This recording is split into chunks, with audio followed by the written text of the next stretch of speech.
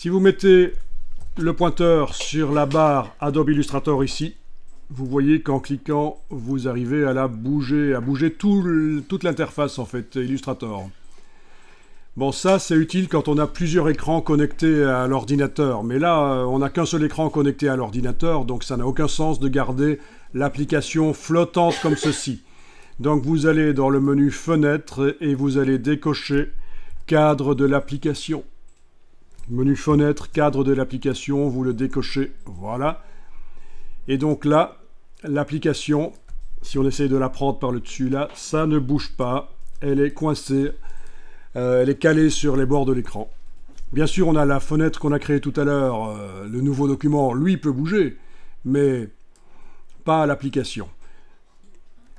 Alors sur PC, cette opération, vous ne devrez pas le faire, parce que d'office, Illustrator sera calé sur les bords de l'écran.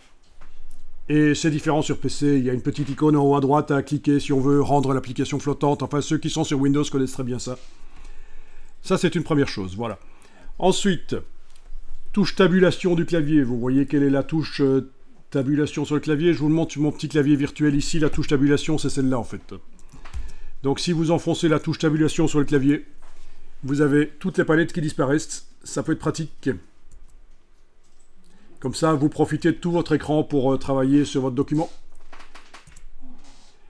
Si vous enfoncez la touche F sur le clavier, c'est passé en plein écran. Touche F. La bête touche F. Encore une fois, et on est revenu à la situation de départ, la fenêtre flottante. Touche tabulation pour faire apparaître le reste, vous voyez. Donc, quitte à faire disparaître avec la touche tabulation toutes les palettes de Illustrator pour vraiment profiter de Illustrator, autant aussi enfoncer la touche F pour faire passer plein écran le document.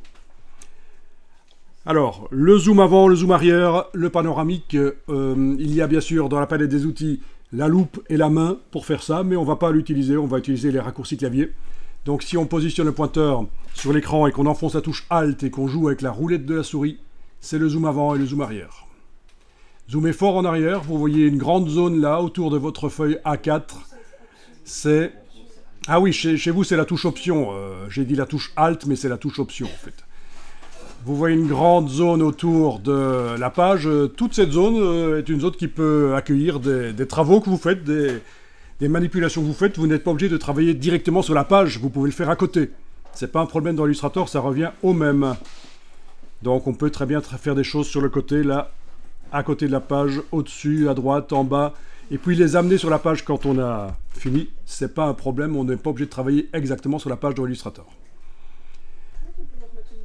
Barre d'espacement sur le clavier, c'est la main.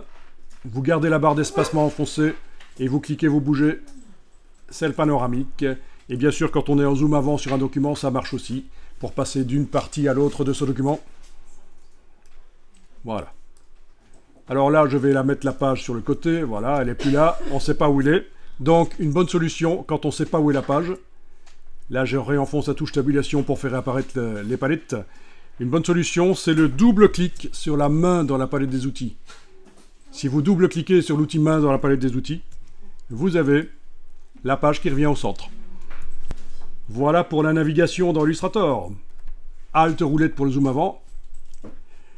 Et barre d'espacement pour la main. En supposant que par exemple je suis avec l'outil principal de Illustrator, la flèche noire. En enfonçant la barre d'espacement, je peux bouger la page. Alt roulette, je zoome en avant, en arrière. Voilà. Alors, on a un petit problème, c'est que vous n'avez pas la palette complète des outils. On va faire en sorte que vous ayez la palette complète. Comme ça, vous verrez la main à cet endroit-là. Donc, vous allez cliquer sur les trois petits points qui sont dans le bas de la palette des outils. Et vous allez sur le panneau, là, en haut à droite, demander « Avancer » au lieu de base. Du coup, vous avez une palette des outils. Mais elle est peut-être pas en deux colonnes, elle est peut-être en une colonne. Vous allez la mettre en deux colonnes maintenant avec le double flèche ici. Voilà, la double flèche pour la mettre en deux colonnes. Et là, vous avez la main. Vous pouvez double-cliquer sur elle. Ça vous mettra la page le plus grand possible sur l'écran. Alors ici, je vais me débarrasser de toutes les palettes qui ne sont pas des palettes d'outils. Donc tout ça, voilà, tout ça. Et je vais m'en débarrasser d'un coup. Et je vais faire ça en enfonçant sur le clavier, je vais vous montrer sur mon clavier virtuel, en enfonçant la touche Shift, donc c'est pas Caps Lock, c'est Shift. Vous la gardez enfoncée et en même temps vous enfoncez brièvement la touche tabulation. Et ça va vous escamoter toutes les palettes sauf la palette des outils. Voilà.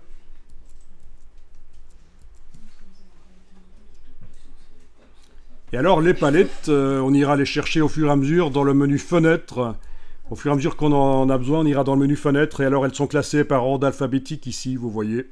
A, B, C, D, et voilà, c'est par ordre alphabétique, toutes les palettes.